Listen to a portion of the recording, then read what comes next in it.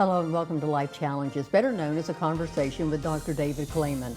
It's December and we're going to be talking about the election 2024.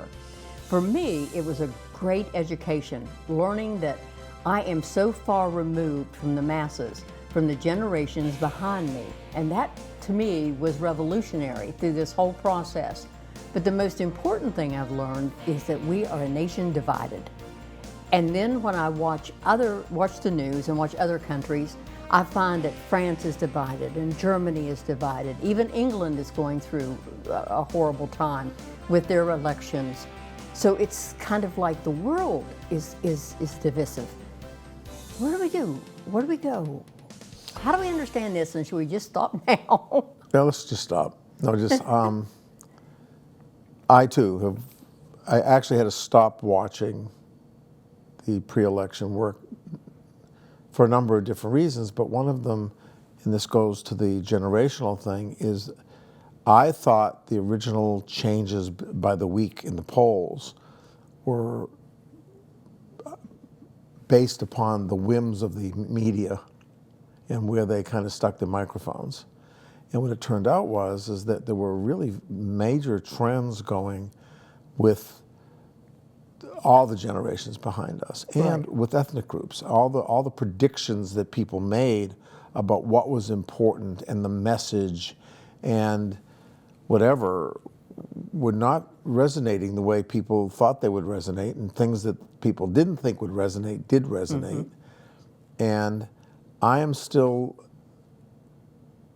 trying to learn more so that we can offer the audience a little bit more on what do we do, especially because we'll probably hopefully film at least once more before the legislature gets here. Mm-hmm. And we can, the American Psychological Association and a lot of other groups are trying to gather the data to help us better understand this. That's the first thing. So if people are out there are confused, welcome to the bathtub that we're all soaking in.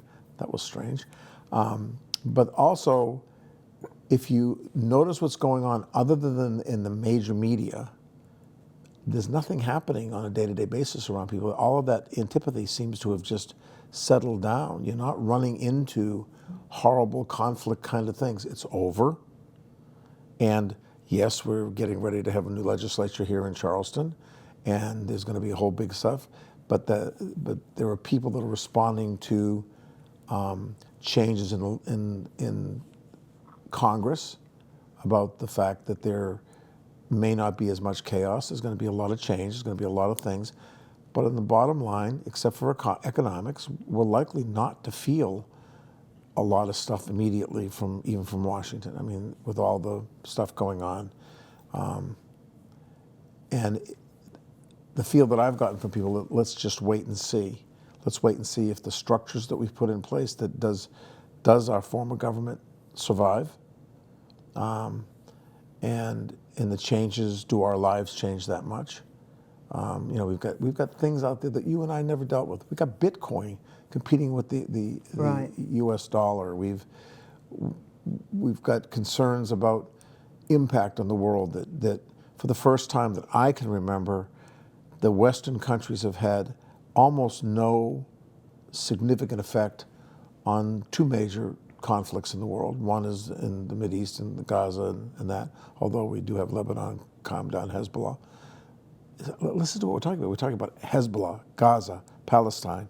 And it used to be if the United States went over there and said, hey, let's chill pill toots, things would stop. So there's so many other things distracting us right now. We've got the holidays coming up.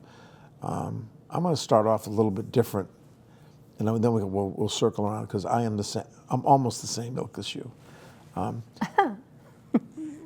Last night, so we're on a Monday morning, so it was December 2nd today. We had a Christmas tree lighting in our neighborhood at the house of one of our really good friends, Clark Atkins, that died, in his honor and his memory, because it's consistent with what he wanted. And there were probably between 50 and 100 people there last night, freezing our tootsies off. You were outside with the tree. Oh, yes. With hot chocolate and cookies. Nothing could be more, for those of you that don't know Norman Rockwell, look him up, but nothing could have been more Norman Rockwell last night. We were there. It was a community-based wonderful night. Typical kids, parents, there for a reason because Clark was so special to us, still is. His wife is, the kids are. His kids, his 3 boys, came home, and he's got a mother of a tree in his front yard. It's real. And last year he couldn't because it was colder, and the kids already ran the tree, the lights, and most people who didn't live on our street hadn't seen them. It was a wonderful experience. People that hadn't seen each other, and one of my friends and I would standing, and I always said, "Isn't this the way it's supposed to be?" Our way. Right. Neighborhood, people that care about each other, worrying, family. So I want to start off before we go into the crazy parts is that we still had the most people traveling ever for the Thanksgiving weekend. Right. People were seeking to normalize their behaviors in their lives and assert themselves in a way that brought structure. And when you ask me why, what are we going to do about this? Structure, meaning, relevance, calm, peace, things that have always been important to us. We're getting ready for Christmas and Hanukkah and Kwanzaa and everything else that's coming up. Well, that gave me hope last night. People walking down the street in 20-degree weather, to be there to have hot chocolate, nothing fancy. Cookies, nothing fancy. To watch a Christmas tree, nothing fancy. It was fancy because it's big. And then the best part with the mass media, Robin clicked her iPhone and the Christmas carols came on. Oh. So everything the way it's always been.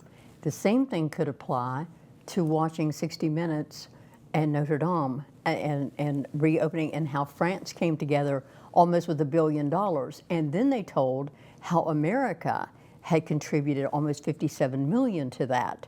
So there again, you have a large group of people coming together to celebrate something and to save something.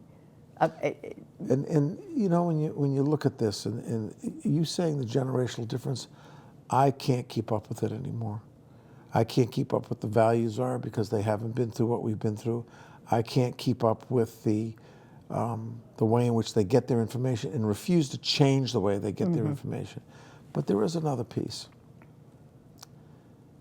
When you look at some things on TV, and I'm going to use that, children are wiser than we ever were. I'm talking about 4-year-olds and 3-year-olds that actually talk about life, and I've been watching that a lot. But the depth of I want to say wisdom that some of these younger kids with which they approach life. My college, where I went to graduate school, I just got their alumni magazines this week, and the depth of what they're doing and the commitment to their causes, whether it be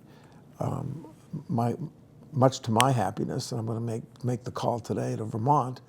There are 2 people up in Vermont working with the Department of Corrections, like I do here, and they're having, believe it or not, the same trouble we're having here. So I'm going to call them today and talk about how's it going. We're trying to make things better. We're doing things. We're trying. And so the first piece I'm going to suggest is that people don't lose their affiliative, they're getting along, and their dreamer values about what we can be. And we kind of look at this, because when we talk about things, we lived through Vietnam, they lived through the Depression. Can you imagine living through the Depression now? No. What the media would be doing to us? Look what COVID did. I mean, just look at how we reacted to COVID. Yeah. And those of us who lived through polio, we accepted and move on. Well, but those who... We dealt with it. I mean, it was back then. Okay, and AIDS, don't forget AIDS. Well, so we go through all of these things. It's not that we accept, but somehow what we did is we got through the chaos and we assimilated those kinds of things into the way our lives are. Some people still don't like certain things we do. Some people don't. I was working in a hospital that they had just stopped using their iron lungs for polio. Wow. So when I went down in my own inhalation therapy department to get my oxygen tanks, which were equally as primitive, there were the big lungs, the big things where people would be put in. And we were lining up to get our Sabin and Salk vaccines. We were doing things that nobody's ever heard of. 9/11, when we were the first time continental United States from an outside source, we've had crises. If we respond to the chaos, then the chaos wins. So if we turn on the television, I don't watch the news right now. I mean, the political spectrum is just not. We can't do anything about it. And the old thing about the Alcoholics Anonymous, try to change the things you can't know the difference. So what can we do? We can recommit ourselves to our neighbors. We can recommit ourselves to what our values in life are. I'm going through a thing of, at my age, I think I want to slow down. But I don't think I'm done yet. There's some things I want to do that are good things, I hope. And hoping that I can work with some people in the new administration to do some good stuff for populations that can't help themselves. And I usually don't say stuff about what I've done. But years ago, I was lucky enough in the last year we had a mental health association to win last year they awarded the Mildred Mitchell Bateman Award. I don't know if you remember that, with Mildred Mitchell Bateman. Right.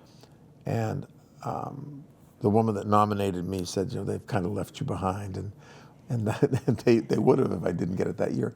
But what I remember going in to do, and I've had 2 awards where I've said most of the same thing. The Mildred Bateman Award, because of who she said, I said, someday I hope to be a voice for the voiceless. And when I got the other one, I said, when you get an award, you don't pat yourself on the back, you figure out what's next. And I think for all of us who have been struggling to support a candidate, we did pretty well in West Virginia. The people were pretty civil. Mm-hmm. We may not have liked the outcomes. People cleaned up their stupid campaign boards really quickly this year. They weren't on corridor G for like 2 weeks. Right. But we're waiting now. We don't know what's going to happen in West Virginia, and we don't really know what's going to happen nationally. We're getting nominations. We're seeing there's been some pushback. But you know what? If we spend our time every single day looking at that, we miss what's going on here that's good. And that, I think, transcends generations. Now, do they understand us? No. I watched an interaction on TV, and it was on Instagram, about different sides of whichever conflict, and both sides shared their perspective. And both sides shut up. I think the thing that bothered me the most is the anger, sheer unadulterated anger. And there's some of that still there. The one thing, I like Facebook. I think Facebook is great for old people who go to high school reunions. But when you go on to a certain post, if you go in and read the comments, it's horrible. It's like people have an excuse, a reason to vent. It gives you an open door. It's kind of like the vent line in the newspaper, where there's no names, but you can say all of the vile things that you're thinking. And it kind of scares me that we have that much anger within us. That's the frightening part. I mean, I think of any time that I would get anxious, nervous, angry, upset, I could go take a long, hard walk, think it through, and come back feeling like a different person. And sometimes I feel like these people need to expel it in some manner. But we're trying to, I think this is a really important point. We're trying to deliver the same message with the same words to different populations now. So the words we would say to you and me that's a good point. Are different than the millennials, or different than the group that followed us after being the baby boomers and all that kind of stuff. I was laughing the other day. Somebody was looking for money for cigarettes. It was at $10 for a pack of cigarettes, and I used to put $30 in the cigarette machine. That in the middle of the night, if you wanted a cigarette, you could always find one because it was a machine. Yeah. But we didn't have the violence. We didn't have this lack of values. We got some problems. That regardless of who won the election, when you see people going to parties with guns and getting angry, when you see I probably, if I were in a football field over the past 2 days, I would have been fighting too, just to get they some. Fought. fought. They I fought. mean, the four games, two schools and two pros. Yeah, and then even going over things like this, we look at football coaches. I'm going to not mention any names, but the venom that people attack this kid. He's a kid because he's in his early 40s maybe, doing the best he can. And yes, it's a big. Oops, excuse me. It's a big business. But how important is football? It's an entertainment. Which also is the most money that goes through it. True. So True. I look at these people with the pressure on them, with the portal, when do we ever have a portal where kids were saying, I'll come for the highest bidder? So the values we're doing, we haven't really taken time to look at this. Right. The things that we used to count on are not there. I mean, for those of us in our age range, we're worried about maybe somebody is going to come along and change Medicare. That's always the fear. Yeah, Yes. and Social Security, which was a contract. You bring up a valid point. Do you realize the majority of this election was triggers, word triggers, fears. We worked trans. All of a sudden, we're scared of trans people and bathrooms, and I wouldn't know. I mean, how many trans people do you know? I don't know that. I don't care. Gay people, talking about education and banning books and things being bad, and no matter what your generation was, there was a hate line for you. What did we do here with the school book scandal? In the 70s. In the 70s. Mm-hmm. What did we do with the marches on the mines? What did we do? I mean, we trigger anger. We use triggers. But anger is the way people. The positive messages were not the things that were winning. People were not listening to them, but we kept trying to do whichever party you're in. I don't care. That just irritates me both sides. But what I think we have to do is, and I said this to you, I think the last time, we've got to live our lives in the world we live in.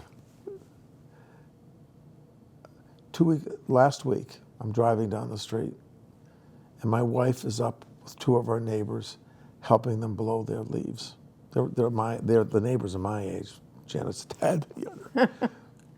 But the nicest thing was the woman that we worked with, who's also named Janet, sent my wife a handwritten thank you note for coming up and helping. That's a rarity. Or when you have people shuttling kids around our neighborhood on golf carts just so that we get them there and they can get and do that's a rarity. That we worry about what's going on with our neighbors if they're sick and if they've had a stroke that we didn't know about or whatever else.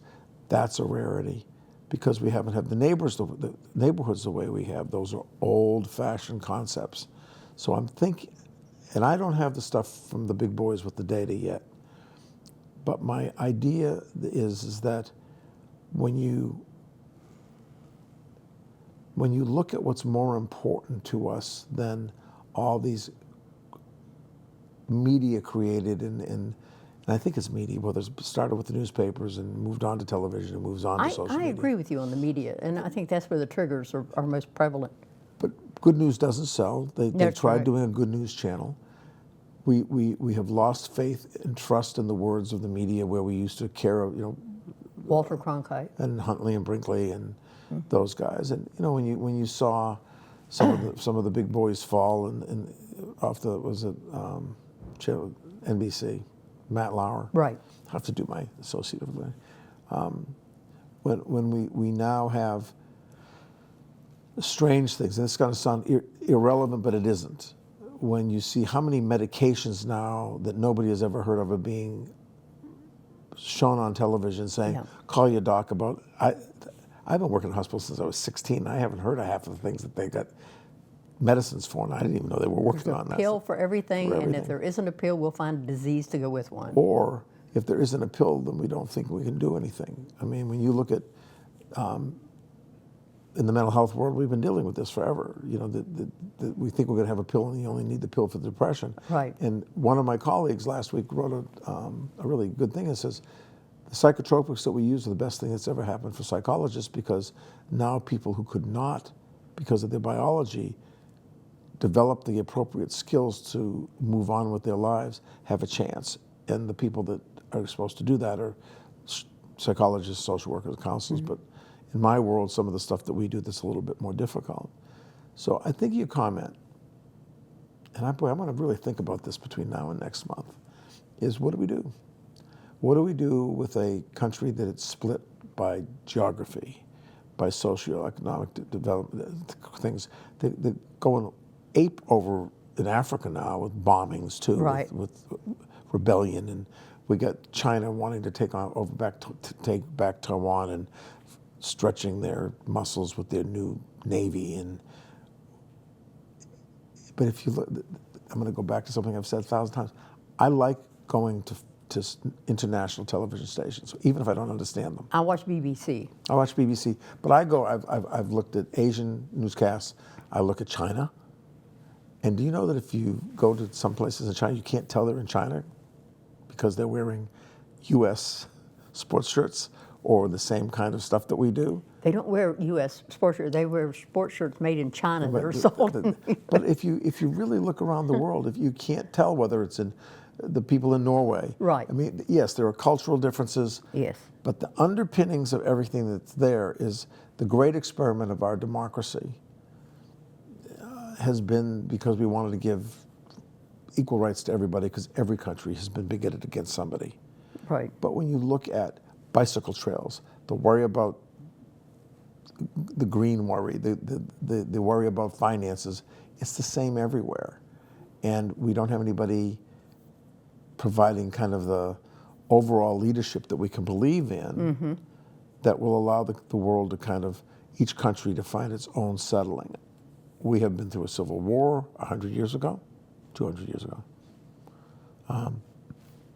We survived. We have had assassinations in the United States. We've survived. We keep thinking we're so pristine when you look at over in Europe when they've got the fire hoses on people and everything else. We've survived. And the question is going to be is, are we going to survive for things that are not relevant to our daily lives, these bigger conspiracies and all this, or are we going to survive working with each other to calm down when things are inflammatory, not be naive, stay up on basic stuff. I mean, this morning we found out that Biden has pardoned his son. That should cause some chaos. Watch this show 10 years from now. President Biden did present. I want to give them. So, I think, too, you have to start with your family. I know for me, in looking at, I have 2 children. They're both different. They both have different belief skills. In other words, different candidates. Then I have grandchildren. They're all different. Now I've got great-grandchildren. I have more interest in those great-grandchildren because everyone else has formed and they're forming and they're living, they're adults. yep. But I'm hoping that the world is going to still be here for those great-grandchildren. And that's the kind of attitude we probably all should be having is what are we leaving behind us? Do we want to leave charred remains? Do we want to leave buildings that look like Gaza? Yeah. Or do we want to? Or are we going to go to war with Russia? And if we go nuclear, there's nothing There's nothing left. You know, that Yeah. ticks me off because I've worked so hard to try to do that stuff. But if you look at like Disney World, as capitalistic or whatever else it is, those parks fill wherever they build them. Right. Mickey Mouse is Mickey Mouse. Right. And people are happy and they spend the money, even though they don't want to spend as much as we're spending. But those are the kinds of things that say to me that there's still, in all of this horror, all of what's going on, and I'm going to take one event, January 6th, but I can't still, I don't want to do that. But you know how small an event that was in United States history? It was terrible. But it was small. But it was small by a very relatively small group of people doing some very stuff to shake us up. But if we put it in perspective, we survived it. We survived it. I hope. We survived it. Mike Pence got up there. Was it Mike Pence? Mm-hmm. He got up there and we did what they were supposed to do in the Congress. Even the people that were afraid or people that were on one side or the other, they voted the Electoral College. We had a transition. It was full of rancor all during the time, but people still went to the beach. People still traveled. They can't keep the airplanes in the air because we don't have enough staff, and people are still wanting to do things. They're going and doing, and I think as a start today, as we come to the end of this year, because we'll probably film in early January, when we say Happy New Year to each other, maybe we take a look at what's happened, how we're evolving into a new way of dealing with things, and if there aren't soldiers marching through the street, if there aren't people being put into prison mass here, and I'm not going to deal with all the crazy stuff with the politics, but if you go to your street, if you go to your neighbors, if you go to where your parents are living, if you go to the things that still mean something, that we can do something about. Right. I wonder if we should start understanding generations better. If we should start looking at baby boomers and what they're coming into, and Generation X and what they're missing and what they need, and each generation, because if you study them and get to understand them, you'll understand where they're coming from. Well, I'm going to do a quick thing because I know we only have a little bit of time. We've tried that in business, we've tried that in a lot of places, and it's really hard. Really? Yeah, I mean, we weren't 9-to-5ers. We worked to get the job done in the old days, us baby boomers. At 5 o'clock, if you're in the way of some of the kids in the new generations, they're out because work. When did we ever hear of work-life balance? Never. And here you go to my grandson, because they have a baby, yes. And loyalties to companies and all these things that we, the baby boomers, have held as kind of the building blocks of what we do. I think your idea is great. and what I've had to do is I've had to sit down, and I do this all the time now. I sit down with people younger than I am and say, okay, can you explain the way you view the world? And I have to do like 4 or 5 times with the same people. Because the first time was like, oh, God, this is crazy. And they look at me when we had 3 television stations and we couldn't text. And if you take a look at now, one of the biggest problems we have is the addiction to people with their phones and sitting around a table. And have you ever sat at a table where there's a whole bunch of people with their phones and say, could everybody put their phones away at least for the next half hour? No. And if you'll notice, my phone's over here, and you've got your watch. I've got my watch. Well, my watch, yeah. We are of that. There's some things of the new generations that are very acceptable in our generation. But I think until we don't have turkeys on Thanksgiving or something, until we don't travel, until we don't do these things, let's start talking about what we do that is positive, because positives make us better, feeling better, the chemicals in our body are better, but we need more of them than we do. So we'll start 2025 in that way. That's the way we'll try to. On that note, Happy New Year. Old lady, What? old man, baby boomers. This is questionable. On behalf of Dr. Klayman, I'm Sharon King, thanking you for watching the Library Television Network. Till next year, we'll see you then. Bye-bye.